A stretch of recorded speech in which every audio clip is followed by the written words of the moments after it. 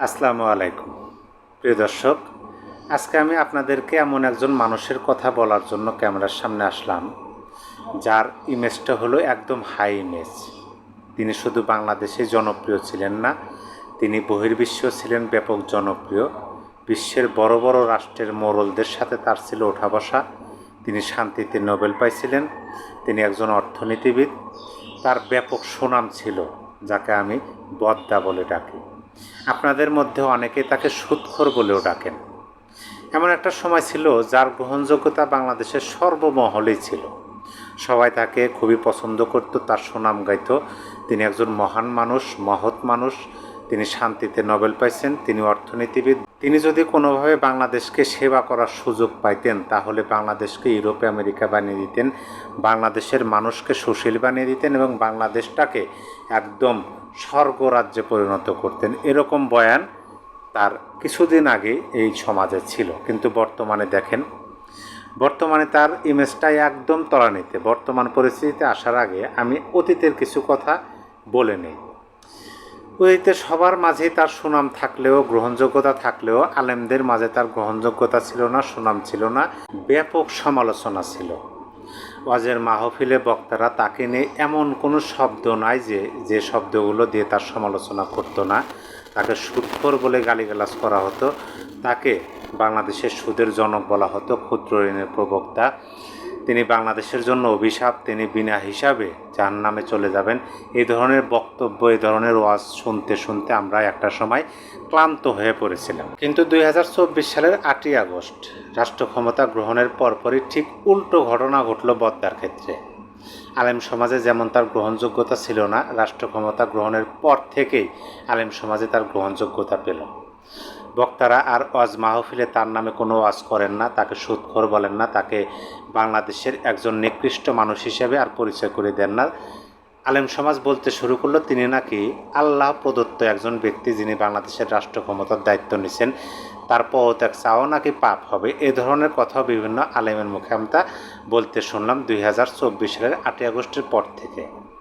অপরদিকে সাধারণ জনগণের মনের মধ্যে প্রশ্ন উঠতে শুরু করলো, হায় হায়, এ কোন ধরনের মানুষ আমাদের রাষ্ট্র ক্ষমতার দায়িত্ব নিলেন, যিনি রাজনীতি বোঝেন না, যিনি শান্তিতে নোবেল পাইছেন, অথচ দেশের মধ্যে তিনি ক্ষমতা নেওয়ার পর থেকে অশান্তিতে ভরপুর হয়ে উঠল। বাংলাদেশের রাষ্ট্র ক্ষমতা নেওয়ার পর থেকে তিনি যখন প্রধান উপদেষ্টা হলেন, তারপর থেকে বহির্বিশ্বে তার সুনাম কমতে শুরু করলো, গ্রহণযোগ্যতা কমতে শুরু করলো। বিশ্বের বড় বড় রাষ্ট্রপ্রধানরা তার সঙ্গ ত্যাগ করতে শুরু করলো। এমনকি তাদের সাথে এমন দূরত্ব বজায় হলো যে বদ্দা যখন বিদেশে ভ্রমণে যান তখন তাকে অভিনন্দন জানানো তো দূরের কথা, রাষ্ট্রের বাংলাদেশের টাকা খরচ করে হোটেল ভাড়া করে থাকতে হলো তাকে। বর্তমান সময়ে এমন একটা পরিস্থিতি দাঁড়াচ্ছে যে আলেমরাও তাকে নিয়ে ফিসফাস করা শুরু করছে। সাধারণ মানুষের মনের মধ্যে তো অশান্তি, সাধারণ মানুষের মনের মধ্যে সন্দেহ যে তিনি কি দেশ বিক্রি করার জন্য আমাদের রাষ্ট্রপ্রধান হলেন। অথচ তিনি একটা সময় স্বপ্ন দেখেছিলেন এই বাংলাদেশের বাঙালিদের, সহজ সরল সাধারণ মানুষদেরকে ভুল বোঝাইছিলেন যে তোমাদের শান্তি দেব, তোমাদের দেশে ফারাক্কার বদলে ফারাক্কা বাদ দেওয়া হবে, তোমাদের অভাব থাকবে না, তোমরা ভালো খাবে, ভালোভাবে ঘুমাবে, ভালো বিছানায় থাকবে। এখন তার শাসনামলে দেখা যাচ্ছে যে মানুষ আতঙ্কে রাত্রিতে শান্তিতে একটু ঘুমাতেও পারছে না। এমন একটা পরিস্থিতির সম্মুখীন হয়ে গেল হঠাৎ করে আমাদের এই বদ্দা, যে বহির্বিশ্ব থেকে তার আর কোনো আমন্ত্রণ আসতেছে না, তিনি কোনো জায়গায় বেড়াইতে যেতে পারতেছেন না। তিনি ক্ষমতা গ্রহণের পর 12 মাসে 13টি ভ্রমণ করেছিলেন। 13টি ভ্রমণই ছিল নানানভাবে প্রশ্নবিদ্ধ। তিনি নিজের কাজের জন্য, নিজের ব্যক্তিগত ট্রফি নেওয়ার জন্য রাষ্ট্রীয় টাকা খরচ করে তিনি যেভাবে বিলাসবহুল হোটেল ভাড়া করে থাকলেন, সেখানে অবশ্য বাংলাদেশের প্রবাসীরা তাকে একাধিকবার আমরা অবরুদ্ধ করতে দেখলাম। রাজনৈতিক দলগুলোর মনের মধ্যে প্রশ্ন উঠতে শুরু করলো যে তিনি কি আদৌ বাংলাদেশের হয়ে কাজ করতেছেন নাকি তিনি অন্য কোনো এজেন্ডা বাস্তবায়নে ব্যস্ত হয়ে পড়েছেন। রাজনৈতিক দলগুলো যখনই দেশের হয়ে, স্বাধীনতা মুক্তিযুদ্ধের হয়ে কথা বলে, তখনই তিনি আওয়ামী লীগ নামক রাজনৈতিক দলটার ভয় দেখান, যাতে রাজনৈতিক দলগুলো তার কথা মতো চলে এবং রাজনৈতিক দলগুলো তার ক্ষমতাকে পাকাপোক্ত করতে রাজপথে কাজ করে। এইভাবে দেখতে দেখতে 1টি বছর অতিক্রম হয়ে গেল।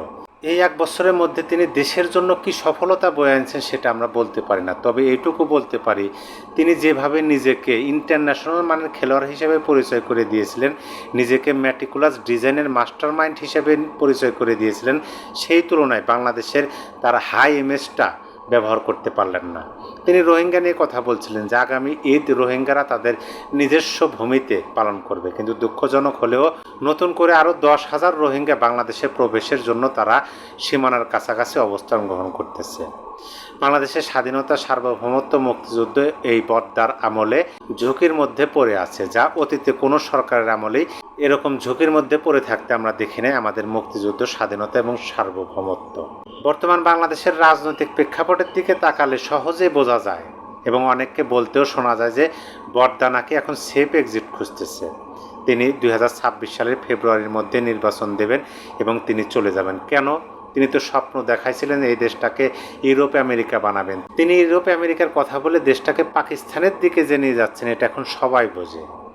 পরিশেষে তার পরিণতি কী হয় সেটা আমরা বলতে পারি না, তবে এটুকু বলতে পারি এত হাই ইমেজের, হাই ভোল্টেজের একজন ব্যক্তি তিনি দেশের জন্য কিছু করতে পারলেন না। পরিশেষে তার নিজের শেষ পরিণতিটা কী হবে সেটা এখন ধোঁয়াশার মধ্যে পড়ে গেছে।